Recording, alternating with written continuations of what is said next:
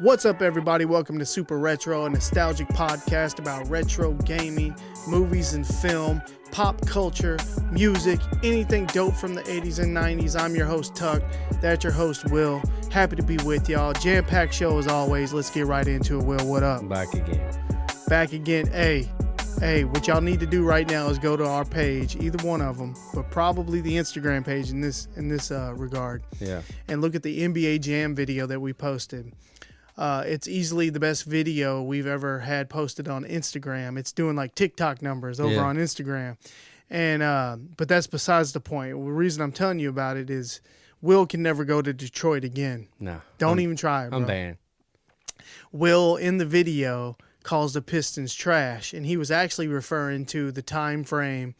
Like right after Jordan. Yeah, and when the Bulls beat them, you know, the Bulls, I mean, the Pistons ended up being trash, and Will mentioned it. They had a trash period after that. Yeah, and but you know how people get, man. It's all everybody I saw on there that said that were Detroit people. Oh yeah, Pistons. No one else had a problem. Pistons fans are coming for Will's head, but yeah, most people agreed with the whole video in general. But yeah, it's hilarious. And doing it while wearing a Buffalo Bills shirt. Yeah, the combination. They were coming after me. Yeah, he had that Bills shirt on. They were. Every single person let Will know that the Bills went 0-4 They were like, in their Super Bowls. how'd those 4 Super Bowl losses feel? I was like, not good. Yeah, bro, I'm sorry. But every team, I'll let you say this: every team in the world has trash periods. Absolutely. And if you can't admit that, something's wrong with you. Yeah. Like the Bills are not trash right now, but they have been trash for decades. Right. So I get it. Yeah. And if someone said the Bills are trash, I'd be like, well, we have been. Yeah, but not currently, but have been. But currently the Pistons are trash, so go fuck yourself. Yeah, definitely. My favorite one was a news anchor guy I saw it. Came for Will's head. He said the same thing. But about dude, the Super Bowls. I'm super surprised by how many people liked our video. Oh yeah. Like it was for a while. Yeah. Kevin Garnett. Bro. Yeah. Oh yeah. Basically, Kevin Garnett liked our video about NBA Jam. So where do we send a shirt to that guy? Yeah. So basically, we're best friends now. You know, bro. He'll be at the next tournament. You know, KG. Yeah, a bunch of people. I was surprised liked the video. So that was cool. That's neat, man. All right, man. So let's get right into it. First topic. Yeah, we got more topics this time than we did the last one. We only had a few last time, but we flip our board around. There's more on that side. We got the Dead Sea Scrolls over here. Hell yeah. So, all right, man. We're going to start a new segment where we showcase a year. And this year, and talk about how... What came out that year. The pop culture influence that certain year had. So, without any further ado, let's talk about 1991, y'all. Where were you? Yeah, what were you doing in 1991? Were you alive? Yeah, most people probably would. Yeah, but you might have been. And if you weren't, listen to all this dope shit that happened in 1991. This is the most significant for me. And as far as our show is concerned, if this isn't the most significant, it's one of the most significant things that happened in 1991. Nintendo released the Super Nintendo to the American market, y'all. Man, shit went crazy. Shit was wild. That's when the gaming took the next step. Yeah. That's when the sports games like turned into something else. You know? That's when I as a video gamer, my Nintendo Entertainment System got put to a side. Yeah. I was like, fuck that thing. Like, I'm not one of these people who would... All the games that came after, like on NES, I did not play them. That's right. That's why sometimes we run into that. Don't have a clue, because never have any remembrance of it. Like, also released with the Super Nintendo that year was Super Mario World, often regarded by a lot of people as the best in the whole Mario series. A lot of people love it. I love it too. And then, of course... This is a banger. Iconic game right here. And we haven't covered this one individually yet. Yeah, we and have to. I don't know what we're waiting for. I feel like there's a reason we're waiting because we want to do it justice. Yeah. The Legend of Zelda A Link to the Past was released in 1991. I would say that's probably the best game ever on SNES. I feel like that game is the game that they were trying to make when they made the first Zelda game. Or the second. Yeah. Yeah. Yeah, either one. The second they tried to do something. When they had when they had the idea for Zelda, Yeah. I think this is what they meant. Like it's probably the first awesome RPG. Battletoads on the NES. Yep. And often regarded as, if not the, but one of the hardest games on the NES. And I'll tell you what, that in 1991 for the NES is when the games really started to look amazing. Yep. And a lot of times you didn't know if this was a Super Nintendo game or an NES game, and Battletoads was definitely one of those. You play the game today, it's a beautiful game, it looks amazing, and it's only an 8-bit game. It's hard to believe. Yep. Bart vs. the Space Mutants on the NES dropped. Another hard-ass game. But for me, definitely in my top 20 nostalgic games of all time, if not my top 10. I love that game, even though it's so fucking hard. Definitely have never made it past the first level. Teenage Mutant Ninja Turtles 3, The Manhattan Project on the NES. Another game that looked amazing. Yep. And was the last in the Turtles series on the NES.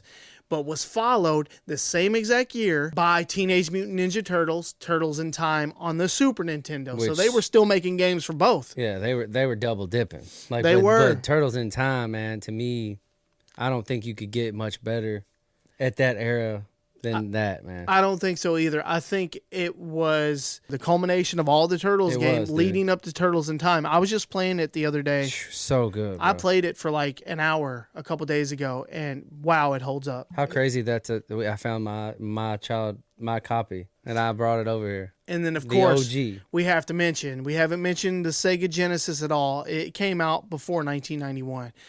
But they introduced their most iconic character, Sonic the Hedgehog. That shit was where you went and played your buddies or whoever had one or you got one. When you played that, you felt like Sega had arrived.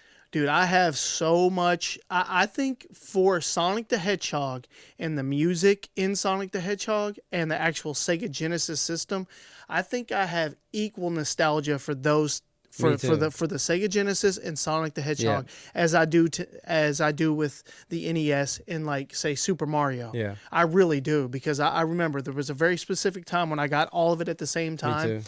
That music to me, the sound of Sonic the Hedgehog, I don't know, it's hard to beat. Getting coins, like it's hard to beat. It was such a different style, like when they the fastness of it. Mm-hmm. It was so fun. Like it changed the way you used to be like Mario jump, slow. Yeah, it was fast. Like you were in it, bro. Like Sonic really, to me, made me a fan of Sega Genesis. Me too. All right, so yeah, that's video games in 1991. So let's move right along to music from 1991. This right here is unbelievable. Even though all of the games we just mentioned for 1991 are also unbelievable, which were unbelievable, this is even more unbelievable, probably. The music that was released in 1991, just like unfucking real. Like classic albums, bro. Classic albums. We're gonna touch on a couple. Even today. Yeah. Yes. You got to start with Nirvana's Nevermind. Okay, that is one of the most important albums of all time. Yeah, it really is, as far as alternative is concerned, as far as rock music is concerned, just the look of it, like the whole everything about it. Yeah, it is timeless. It is still an amazing album today. And then released on the same day, Red Hot Chili Peppers, Blood Sugar Sex Magic. Bro? Like who would have known in that moment that those two albums would be getting played decades later? Can you imagine going to like FYE or Sam Goody, wherever you got your music, and you just look and they're both on the rack, and you're like, let me get the Nirvana, and let me get the Red Hot Chili Peppers. All right, yeah, I heard of them. Let's see how these two play out. I'd love to be there listening to both of those side by side. Like listening which were parties. Very different. Yeah. Which were very different. No way anyone could have known how big of an impact those two bands would have. I know. And run that they're still going. And music from both of those is still all over the radio today. Yes, I'm saying. They're still going. Yeah. So, all right, set those aside. Yeah. Metallica self-titled album, other known as the Black Album. Okay. Just bangers, bro. people argue all day long about Metallica's best work, but I'll tell you what, Enter Sandman on the Black Album, if you go online and Google Enter Sandman Live and watch them perform it in Russia or the Soviet Union, wherever the hell they're at, there's like 1 million people there. It's too many people. Bro, it is the most unbelievable thing I've ever seen. I remember in my when life. you showed your son. You're like, watch this. I go back and watch it like once every few months just to remind myself of that the shit actually happened. Yeah, that's what got me that out. Since I'm with the era I'm in, that's what got me into Metallica. 100%. I mean, they had some classic shit in the 80s. Yeah, but don't get it wrong. Yeah. This may have been their last real, this may have been the last real one. You know, like you couldn't top this. And No, that was their peak. Whereas this is good as you can get. Yeah. And then LL Cool J, Mama Said Knock You Out. I feel like that was important to the early 90s in 1991. If LL Cool J was coming out like that, you knew hip hop was about to take a turn. I mean, say who I am, I listened to that more than I did any of those. For sure. In that era. Yeah, at that time. I was banging that LL Cool J on tape. I love that shit. I remember the video. I used to rewind, play. Mama Said Knock You Out constantly, bro. Man, I love that whole album. Me too. The thing, and at the time, that shit just was all over MTV. Bro. That was it. He LL owned Cool MTV. J, yeah, he was killing the game. And he's still killing the game, you know. Now he's an actor. Yeah. People don't even know he did music. I know. That's crazy. Guns N' Roses, Use Your Illusions 1 and 2. Two more iconic albums released by one of the biggest bands from the 80s and the early 90s. I mean, when you think of the 80s and early 90s, you have to talk about Guns N' Roses, Axl Rose, Slash. Those hair bands, man. You know, November Rain, all that shit. That genre sort of didn't last, but they are still good. Yeah. They'll still get used for everything, movies, shows, they're on radio still. Yeah, I look back at that time, the hair band era, and I'm glad that it happened. Bro. But I was for sure, and then, you know, the Nirvana on the list is probably single-handedly responsible for ending that era. No, that all that type of shit, Red Hot Chili Peppers, Nirvana, that changed. All the Seattle music that came out at the time, Alice in Chains, grunge and all that. came out, and it ended it. Yeah, and then people were like, whoa, wait a minute. But what's fucked up is they both live on. Oh, for sure. They grunge, have their hair band. Now it's all different shit. Yeah, they have a nice spot in pop culture. 100%. MC Hammer, Too Legit to Quit. You want to do me a favor after you're done with this. Go to YouTube and watch Too Legit to Quit, the video, bro. You couldn't have been bigger. It was like a 15-minute intro, and it works with our show so well. All of the people, he's got all these celebrities at the time talking about him, like MC Hammer's missing. Oh, he quit. He retired. All these people talking to the camera. You got like Bud Bundy. Yeah. You got all these people at the time that were relevant. It's hilarious, dude. Honestly, dude, none of those people up there could have been as big as him. He was massive. In that era. He was massive, like, bro. you couldn't say MC Hammer you couldn't go a day without hearing it. No. Big time. Shout out to MC Hammer. All right, y'all. So, movies in 1991. Terminator 2. Arnold Schwarzenegger. You know what? A bunch. Arnold Schwarzenegger was huge in the 80s and 90s. To me, I don't think you could get bigger as an action star. Nah, he was the biggest action star for sure. Yeah. As far as in the mainstream. But you know who my biggest action star was? Jean-Claude Van Damme. Yeah, but I'd say he was probably the biggest action star ever. Arnold Schwarzenegger. Yeah, he's probably, The Rock pretty much is that now, but still not even close. Not even that. Nah, not even that. Bro. It's just because his appeal, man, his accent. And the shit he did, Predator and all the, Terminator, Predator. He was a monster. Yeah. All right, Silence of the Lambs. Such a good movie, dude. Iconic. I guess horror film you would classify that as. It's from some serious dark creepy shit. Anthony Hopkins, man, he killed that shit. He did. That's a wild movie. Boys in the Hood. Love this shit right here. Classic movie. Dude. Written by John Singleton. Speaking of John Singleton, he convinced Ice Cube to act in this movie, and he's still an actor. It was his debut movie, that he acted in, and this kicked off Ice Cube's film career and him writing stuff. Ice Cube was like, fuck music. Yeah, he's like, you know what? This is all right. I'm a pretty good writer. Yeah, this is all right. I write. He was basically writing movies in his songs anyway. 100%. So he just, for NWA and his solo and stuff. his videos. So he just was like, all right.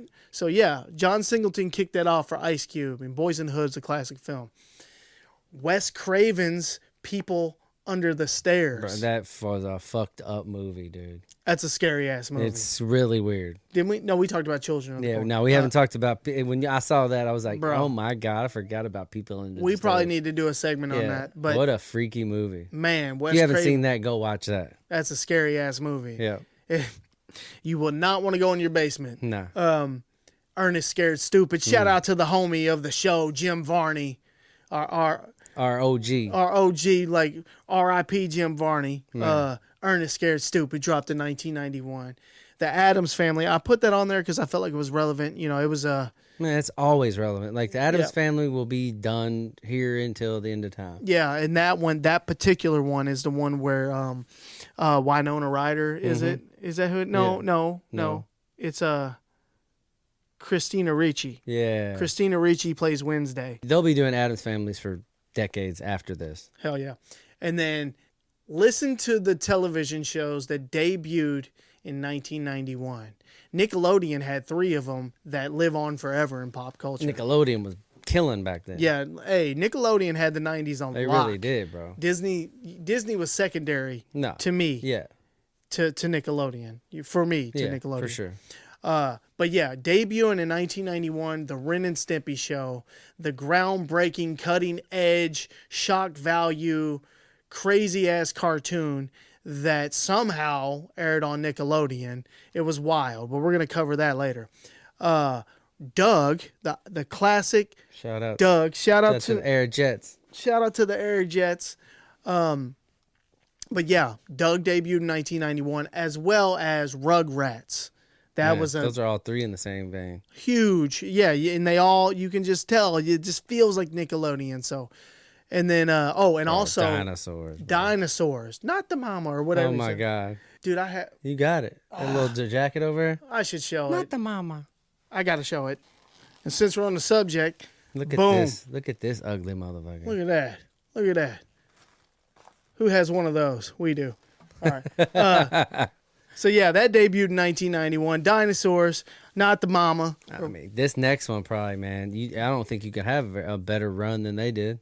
Yeah, Home Improvement. I mean, another. I have a lot of dads, y'all, and Tim Allen on Home Improvement. He was our dad. He was my dad for sure. Home Improvement. What a good show. What a run, dude. What a run. It was iconic. Tool Time. I always wanted to watch Tool Time. Like a real show? Yeah. Yeah, 100%. Yeah. I just wanted to watch, what was his name? Al or something? Either way, Home Improvement. And check this out. Also debuting in 1991. You Are Not the Father. Maury back in his beginning. Maury Povich show started in 1991. Went on to just be a hilarious show. Yeah, it morphed into something. Yeah, at first it was serious. And then it turned into like You're Not the Father, chasing people with olives. It got weird. Shit got weird. It was almost like Jerry Springer. You know, it's like he was competing with Jerry Springer. Yeah, you know? They kept trying to one up each other, I guess. Yeah, so I enjoyed it. Me too. There was nothing like, getting out of school, watching you some more. You're staying home from school. Yeah. If you stayed home from school, you got to watch a little more. 100%.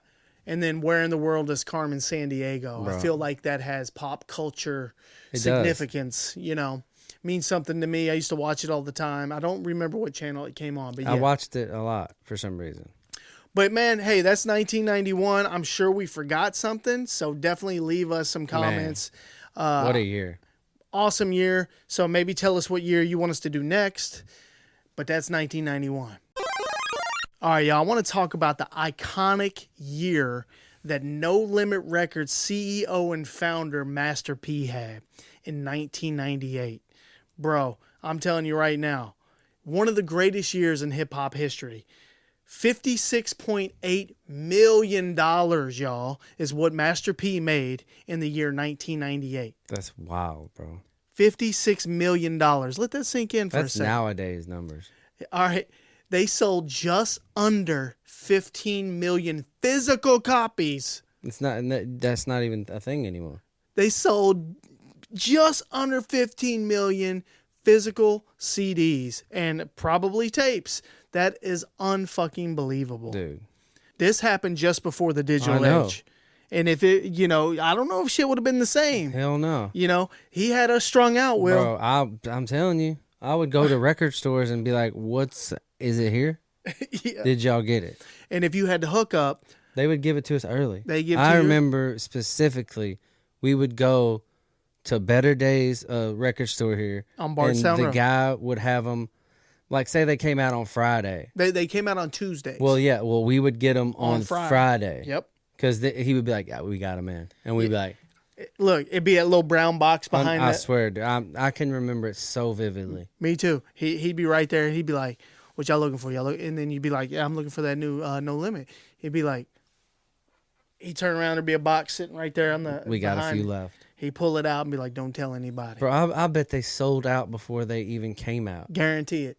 I know for a fact that happened multiple times. And it's shit's so weird because it was like crack to us. It really was. Like, I don't know what they were doing. I don't know what Master P was doing. He had his ear to the streets, and he just, his whole story, the lore of it, like selling out of his trunk and whatever it was, the buzz hit everywhere. Yeah, and what I like about it is, at a time when critics were so important because you couldn't really find your own music. You couldn't go online and like search out the music that you wanted to hear and that you wanted. Had to take a chance and buy an album. Critics were bashing it. Critics, they were so wrong. None of Master P's shit, none of No Limit stuff that they released never really was critically acclaimed. It was always kind of bashed by the critics. I mean, it didn't matter. It didn't matter. No. He had the streets in a choke hold. 100%. And all of us wanted that shit. Like, it was unbelievable. It was like crack. It really was. In 1998, No Limit Records released 22 albums. That's not even... what? And Master P's album, The Last Dawn, sold 4 million records alone. Just that one. And then 6 other albums of those 22 went platinum.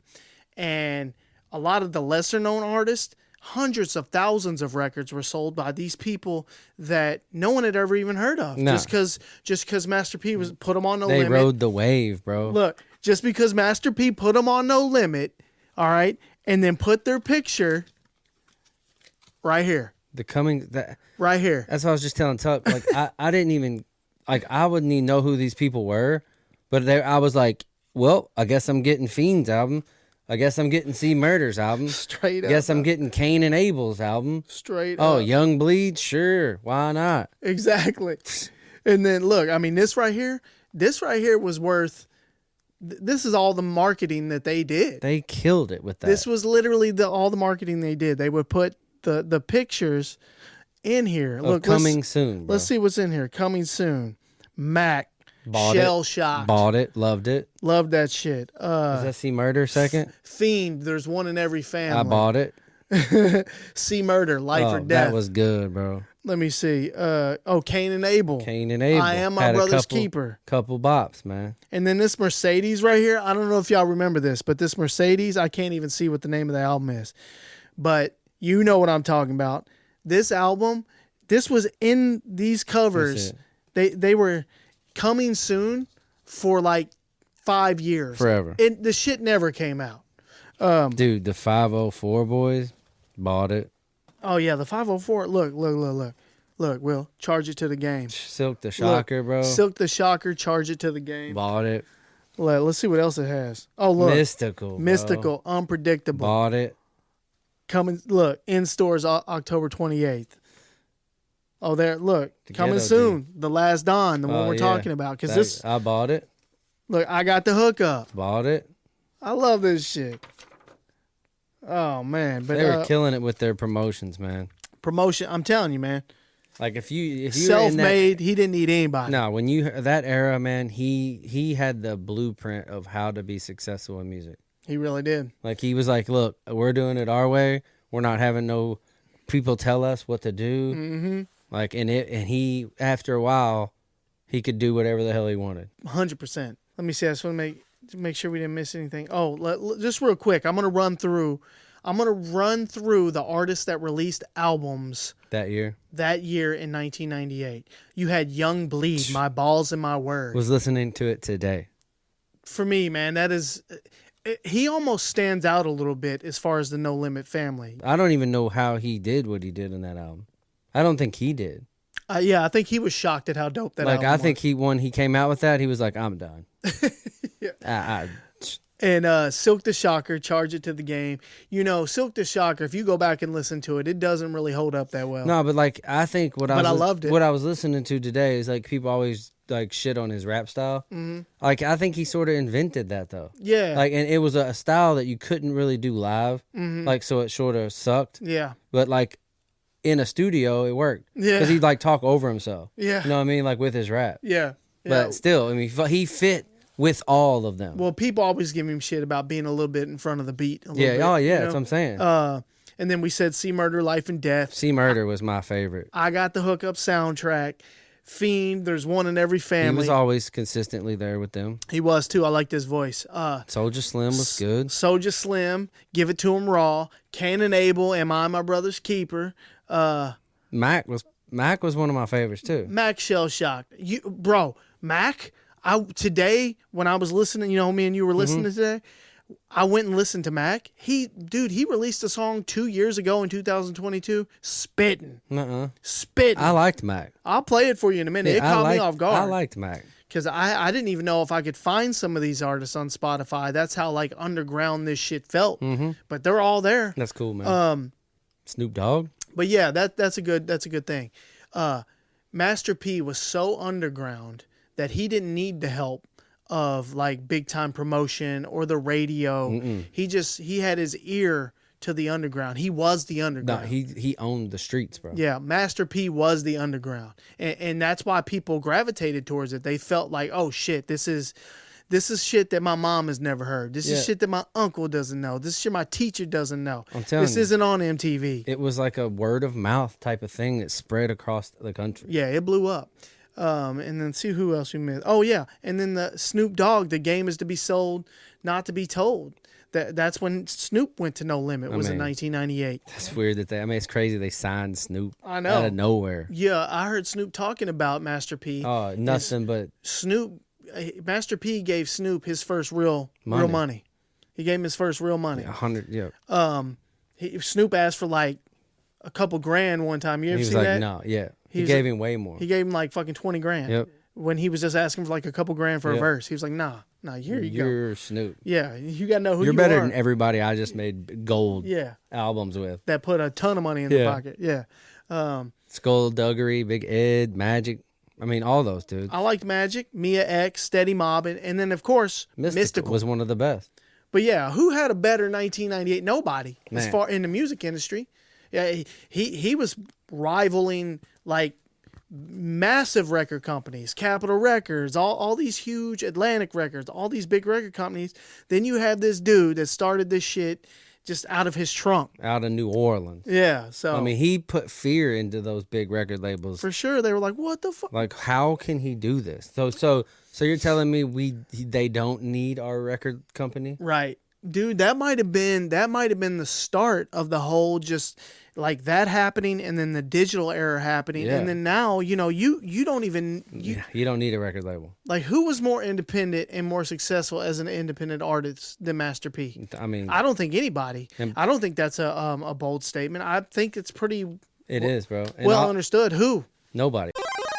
Friday the 13th on the NES, developed by Atlas and published by LJN, based on the iconic horror franchise. Come on, man. Friday the 13th, Jason Voorhees. You knew they had to make a game. At the time, this was pretty ballsy, man. Like, I don't know if there were any other, like, horror film franchises that had games. I know the 13th. Freddy. Yeah, Nightmare on Elm Street. But I feel like this one just hit different. Yeah. You know, and this one gets shit on all the time. This gets shit on, and it's historically and it's repeatedly mentioned in the worst games of all time. Nintendo Power ranked it as the 6th worst video game of all time. I don't know if I agree with that. I mean, I didn't have very much experience with it because, like, I think like it was one of those games I rented and was like, I don't know what the fuck's going on. Yeah, well, you could be one of 6 counselors at Camp Crystal Lake, and the whole objective was to find Jason and defeat Jason before he, offed one of the kids, because the kids were always around, and every time there would be this annoying ass beep, beep, beep, beep. If you played this game, you know what I'm talking about. It would drive you fucking nuts. And you would have to look at your map, which I love this map. It gives me so much nostalgia when I look at the map. And then it would show where he's at. And he'd always be on the whole opposite side of the lake. I know it. And you'd be like, oh my God, there he is. Yep. And you'd have to haul ass to get to him. And if you didn't get to him in time, well then, it was curtains for one of the kids. But if you made it to him, hard as hell. It was so hard to fight Jason. I never, ever beat Jason. Not even close when I was a kid. There's no way I beat him when I was a kid. Yeah, and it received just terrible reviews because of how hard it actually was and the poor gameplay. But like I said, for me, it's in my top 20 nostalgia video games. I mean, look at the cover. Everything is dope, though. Yeah, I love this cover. Let me see. And that's a pretty clean copy we got right there. Oh, that's CIB. Ooh, that motherfucker clean, boy. And one more thing about this. The worst weapon of all time. Oh, yeah, dude. The rock. A fucking rock. And what sucks is if the person's right there, if a good, normal distance you would try to hit an enemy, the rock goes over their head. Yeah. So you have to, get at this weird angle to hit them with this fucking rock. Bro, and if anybody knows anything about Friday the 13th, ain't no rock killing Jason Voorhees. Nah. But we seen this dude get fucked up in every way imaginable. Yeah. But, man, there's so many things I loved about the game, though. Like, you would actually get in the lake and you'd get on a boat and you'd run into Jason on the water. Or you also would cut through the woods and there'd be, wolves and stuff in the woods. I don't know, man. It just holds a special place in my heart. And it's definitely just because of nostalgia. But I don't hate the game. No, I know you have, I think the reason it worked is because of, in that era, Jason Voorhees held so much fear. Oh yeah. And even in a video game. Right. It's when we did the Freddy video, it scared people to death. Yeah. Jason itself, Friday the 13th, as a franchise, was so scary back then. You know what I mean? So just that game coming out, like you said, that little beep, knowing that it was Jason, bro, it scared you enough to make that game feel like it was fun. You know what I mean? Yeah. Because he held so much force. Yeah. Like Jason. Yeah. I watched every Friday the 13th that ever came out. For sure. Just because of him. Absolutely. You know what I mean? So I understand why you like that. Yeah, I love that game, and I'm just really happy that it exists. Yeah. All right, y'all. Who remembers the Ren and Stimpy Show on Nickelodeon? Wild ass, disgusting, shocking, all of that shit. That show was insane. All right, it debuted on Nickelodeon on August 11th of 1991. And it was on the air until October of 1996. That's a good run. It is that's a 5-year run. For that kind of a show. For this type of a show, I can't believe it made it that long. The series follows the misadventures of Ren, an emotionally unstable, psychopathic chihuahua, and Stimpy, a good-natured, dim-witted cat. Bro. I mean, dude, you want to talk about yin to the yang? Ren is a psychopath. I mean, this dude gets fired up over everything. Bro, and that's such a true, story. You know what I mean? Oh, my God. Chihuahuas are always crazy, and cats are always sort of cool. Sort of chill, yeah. Chihuahuas are insane. Who has this idea, bro? Chihuahuas have been downbred to be absolutely batshit crazy. They don't like anybody. They don't like anything, but anybody, people. Except for the one person where they sit in their lap and they just fucking shake the whole time. But who's sitting in a board meeting with this idea? Come on, man. Well, what a good idea, dude. I'm telling you, this shit was groundbreaking. The animation, the art direction, just everything about it was at a time when cartoons were, let's be honest, they were Saturday morning cartoons. Yeah. This hit another. It went a different direction. They were cookie cutter cartoons. Yep. They were children's cartoons. And even though this was on Nickelodeon, I mean, I wouldn't even call this a children's cartoon if you go back and watch it. Mm-mm. It received widespread critical acclaim. It was a huge hit, okay, for its visuals and its animation that have never been seen before. This shit was truly just next level of just showing you how it can be done a different way. Yeah. With the old tools. They were still using these old, painting them and doing all this just old school techniques that the creator had adapted to this new way of thinking. But it generated a ton of controversy for its dark humor, its sexual innuendos, its adult humor, its violence and shock value. And this shit was on Nickelodeon.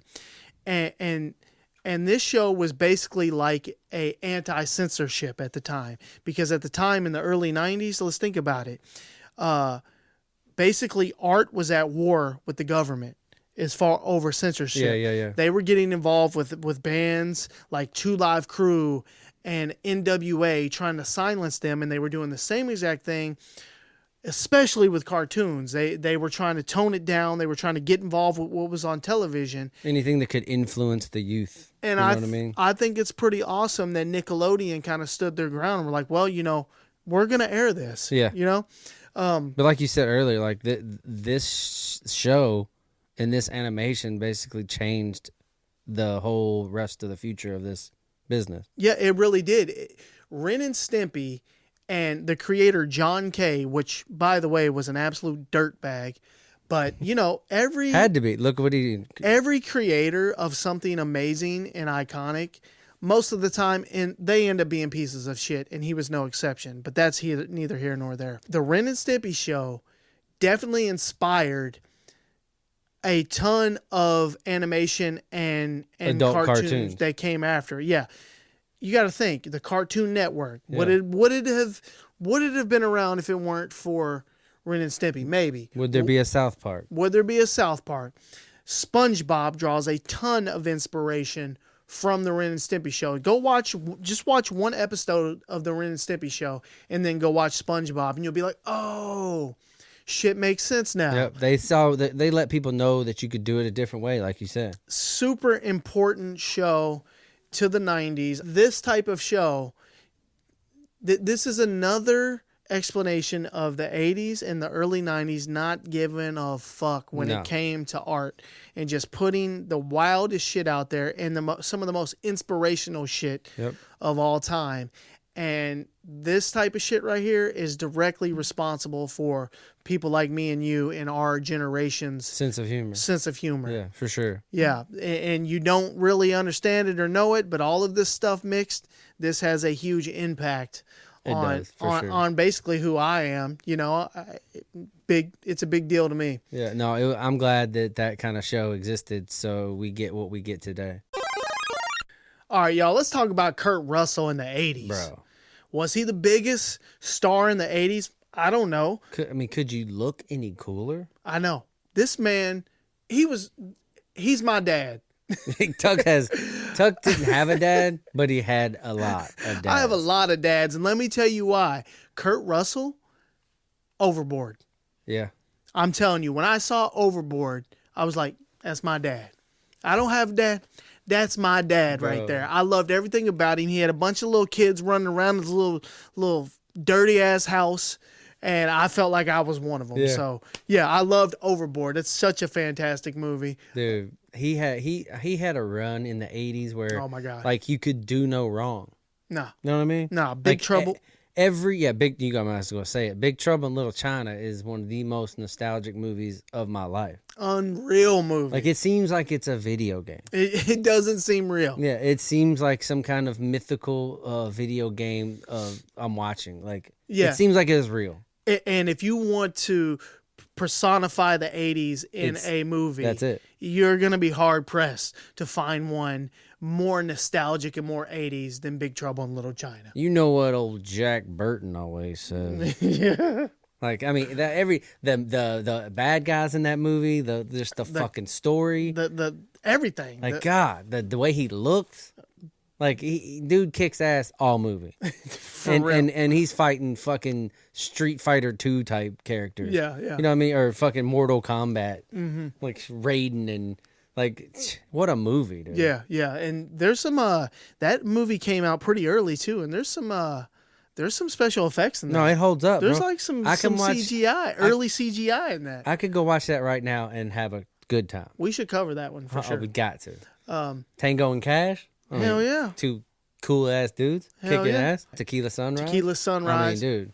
And then of course, Goldie Hawn. I mean, dude, if you want to talk about a successful relationship, look no further. Yep. These people didn't even get married. I know, and they just looked at it like, fuck y'all. Yeah, and we're still together. Yeah, they're together, and all the people got divorced. That's right. Yeah, like they didn't even do that. And I love how they do movies together. Yeah. Overboard being one of them. Yeah, like, and they're such a cool like couple. And Kurt Russell, he's been active since 1962, bro. Dude, he was in fucking the Marvel movies recently. Like, he's still active. Still killing it. And I went and looked at his IMDb when we had this. I bet that's fucking like longer than our notes. I was like, I wonder when he started. And so I was thinking, well, he was huge in the 80s, so he probably started, early mid 70s or something. Bro, it just kept going. I'm pretty sure, you might not know this, but we have to look this up, but I'm pretty sure there's a scene where he kicks Elvis in the leg. That's how, in a movie. I thought he played Elvis. I'm talking about he kicked the real Elvis in the fucking leg in a movie. Oh my God. And that I'm talking about, hey, he's been in movies since then. Damn. Like, I'm telling you, I have to look it up, but I'm pretty sure. Okay. Like, he kicked the real fucking Elvis in a leg in a movie. No, and then, when I was looking at his IMDb, it shows that he played Elvis in 1979 in a movie, and it's just, that got me thinking, like, man, this fucking cycle that we do. Yeah. They just made a new Elvis movie. What's even more crazy, like I just told you, he kicked Elvis in the leg and then played him when he got older. Yeah, and then 30 years later, 40 years later, whatever it is, we turn around and make another one, and no one even knows about that one. I had no idea that even existed. No. It's just that whole cycle is just crazy. I mean, Kurt Russell, dude, thank you. Yeah, I'm glad Kurt Russell's out there, and he's still, dude, the Christmas Chronicles? Awesome. Bro, my favorite Christmas movie I watch it every year now. Every single year. I watch it. With my kids, we're watching the Christmas Chronicles 1 and 2. If you would have told me that fucking Jack Burton is going to be Santa Claus when I'm older. Yeah. Get out of here. Exactly. And Goldie Hawn's in it. Yep. I love the shit, like, though. come on, man. And then fucking Escape from New York. Like, he was such every movie he did, I mean, I bet he was just, like, printing money. Like, for sure. Every call he got, hey, I got a script. Yeah. Okay. Yeah. He oozed cool. He did, bro. That's right. You said that earlier. My guy oozed cool, and he was my dad. Which is crazy. He still does. He still does. I want to be like that. He's 72 years old. Dude. I want to be like that. I see him in interviews, and their kids are all actors. Goldie Hawn and Kurt Russell's kids. There's like three of them are all actors. Yep. And they're all cool. Like, what a great role model, family. For sure. Yeah, killing the game. Killing the game. All right, y'all. Time to address something. Recently, we released our Super Retro Top 20 NES Games of All Time. And tons of people gave us shout-outs for our list and said they loved our list. Yeah, it went over well. It went over very well. But we have some honorable mentions, You can call these honorable mentions, and what I did was I scanned through the comments and saw the most mentioned of games we left out of the top 20. So, and if people don't know how we did it, like Tuck made a list, I made a list, and we sort of tried to combine the list, and some shit that he wrote didn't make it, some shit that I didn't make it. But like a lot of these games, like Baseball Stars, was like huge to me, and like that was one of the huge ones people said on that list. Like, and we just like to say we're sorry, guys. Like, Baseball Stars is one of my favorite games, and it definitely probably should have been on that list. But, what are you going to do when two people make their own list? Yeah, and you can blame me because, Will sent me his list. I had mine. I was filling out the list, and I specifically remember leaving that one off on purpose because at the time, it just didn't hit for me. And we had a lot of sports on there already. Yeah, there were RBI baseball made it. A lot of people said that we should have swapped baseball stars out with RBI baseball. Yeah. That may be true. I could see if argument. I'll listen to that. But, that was on me. I left it out because it didn't hold a lot of nostalgia for me. But I was playing it earlier today in preparation for this video, and I was like, damn. This is good. I was like, this is pretty good. It probably should have made shit out of that game. Because playability today was a big factor that helped us with our list, and that one definitely holds up still today. But another one that I saw mentioned a ton was Kid Icarus. Man. And there's a solid argument for Kid Icarus. There really is. When I think of that, it's got some good nostalgia vibes to me. It really does. To say Kid Icarus is not in the top 20, you got to have some strong ones in front of it. And it didn't make our list maybe because I didn't play it as much as I played the other ones, but it's definitely a solid ass game. A lot of these people don't realize that this list was because of the games me and Tuck played, not necessarily the games we think are the best. Right, and some shit just didn't pop up on our radar. It didn't hit for us. Sorry. Which is perfect segue into this next one, Tetris. Yeah. I saw a ton of people mentioning Tetris. If you go back and play Tetris today, the playability of that game, I'm immediately over it as soon as I start. Yeah. I know I'm going to get destroyed over these comments about Tetris, but it just doesn't. It doesn't move the needle for me. No, it doesn't. It's not my mind has no time for Tetris. Do I understand its impact or its success? Yes, and its place in the top NES games of all time? Do I understand why you like it?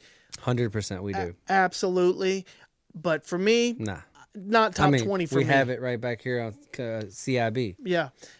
I'm not going to put it in my top 20 just because it's a huge success as far as sales, and a lot of people liked it. And like this next one has same Final Fantasy is still a huge franchise. Yeah, still today. And I'd say that one was probably mentioned the most. Yep, and I played it like back then. I played it when it was that kind of a game. It's just, I don't know. It didn't hit with me. RPG stuff at the time. For me, RPGs weren't as important. I needed more action. Yeah, to me, if that wasn't Zelda, to me, when I played that, it didn't, Zelda got me. That didn't. Yeah. And I get Final Fantasy. I get it. It's awesome. It's still going today. Like, it's bigger now than it ever has been. Right. So I get it. Yeah, but for us, it just didn't crack that top 20. We know a lot of people have it as their number one. Yeah. That's fine. I understand. But for me, it's not. It's just a little too slow for me. You go back, try to play it today. I don't know. It just ain't hitting for me. People mentioned Bad Dudes a couple times. I feel like you can't really beat them. As far as beat 'em up games, you got Double Dragon, you got River City Ransom. I don't see how Bad Dudes is in front of either one of them. So it doesn't hit the top 20 for us. Is it a fun game? Yeah, I like the game, but it's not. No. And I get this one too. Ice hockey has a lot of nostalgia for me because I played it a lot. Yeah, I played the hell out of it, and it's definitely top 10, top 20 sports games of all time. We can't. And I think we might as well just hit Blades of Steel with it. Yeah, like, Ice hockey and Blades of Steel and Ice hockey were like those games where I played the shit out of both of them. Me too. Like I liked both of them. Right. They were fun. But I still didn't like them enough to put them in the top 20. And I still don't. Yeah. I don't. To me, they're still awesome games, and that's why we have them. Right. Let's be very clear here. These games we're mentioning, all of them are awesome. Yeah, we still play them. And there's 716 North American NES games released, something like that. So to be in the top 50 of all time is awesome. And all these games would definitely make the top 50. Most of them anyway. Yeah. Blaster Master. Man, we played that recently. We've been playing that game a lot. I feel like we go to that one a lot. We do now. Is it top 20? I'll listen to that argument. I think I've played it more here recently than I did as a child. Yeah, same. So I get how cool it is now. Yeah, it's cool as hell. Yeah, I like it. So I'll listen to that argument. Me too. If you want to throw Blaster Master in your top 20, absolutely. Don't skip Zelda 2. Oh, I did skip it. My bad. So Zelda 2. See, man. when I don't know. I think whatever they tried to do in Zelda 2 threw me off as a kid. Yeah. After I played Zelda 1 and just was entrenched like with it for years. Yeah. Like, and then when that Zelda 2 came out, I was just like, what the fuck is this? Yeah. Like, I don't know. I get it. I've seen it. I played it. I don't know, man. It just didn't like hit that same Didn't vibe. connect. No, it's the same as the first one did. So Right. that's why I didn't even show up on either one of our lists. Yeah,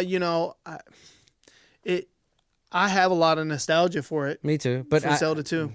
I did like it. Me too. I did played like it. A lot of people, it's often regarded as like a dark horse in the whole series. And like people won't even acknowledge it a lot of times. Kind of like some people get with Mario 2. I liked it. Yeah. I liked Zelda 2. I would put it in my top probably 40 of all time. We talked about earlier, I think whatever they did in Zelda 2 was they got right with the one on SNES. Yeah, Link to the Past. Link to the I Past, think for that's sure. what they wanted to do. Yeah. Wizards and Warriors was mentioned a ton. Classic game. I listened to this argument too, but I think a lot of people would add that into their top 20 based on nostalgia. Yep. Because it has a ton of it. Me and my sister played that game a lot. Yeah, it's a fun ass game, man. And it's pretty hard. It looks good too. No, it like does. the art in that game is really jumping cool. up in the trees. Yeah, the trees. God, dude. That's what I think of. Falling. Those trees. Jesus. Yeah. Pro wrestling. I mean, we played that. We play this game all the time. Yeah, that game to me, like, was the introduction of how cool a wrestling game could be. Mm-hmm. To me, Starman. Yeah. Like, dude, Amazon, like all of them, dude. But I mean, the characters, the moves, everybody had their own like classic signature move. we need that CIB. But Yeah, yeah. we do. I thought we did. No, we have Kung We Fu. do need that. But yeah, I mean Kung Fu. Yeah, how we not even say that? We didn't say That's Kung my Fu. game. Yeah, I mean, is it a classic? Yes, Dude. Just like pro wrestling. Pro wrestling is a classic. Any of those black box, the first games like that, to me, all hold a special place in my heart. Right. No right. joke. But if we're talking the best, Yeah, you can't. We I mean, gotta- I love Kung Fu, and I gotta be still realistic. play it and still beat it every time I play it, and I love it, but I can't put it in my top 20. and this game right here, this next one, we left this one off, and it's if you look at any top 10, top 20 list online, this one's always there. DuckTales. DuckTales, man. And I play it a ton? Yes, I played DuckTales a lot, and I loved it.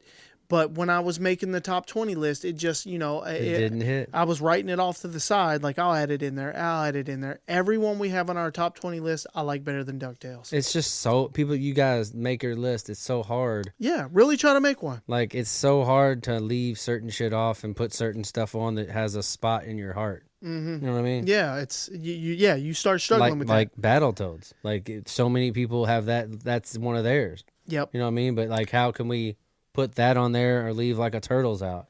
I think people were putting Battletoads on there based on the way it looks versus the actual gameplay, because it's hard as too hell. hard. It's hard. It's Like, that's like putting Turtles 1 on there. exactly. Like, great game, but fuck it. Yeah, the difficulty of Battletoads keeps it off of my personal top 20 list. Yeah, because also a game has to be fun, like, to beat it. You know what I mean? Like, you have to get deep in a game to really, really love it. Right. And if it's so hard, you're like, ugh. So there are the games that We're left off of our top 20. were left off of our top 20 list that you guys were not happy about. And I'm sure there's going to be now a whole new Yeah. left off list that you're going to write in the comments. Yeah. We're sorry. Sorry about that. Bubble Bobble? Somebody say that? Somebody said Bubble Bobble. Yeah.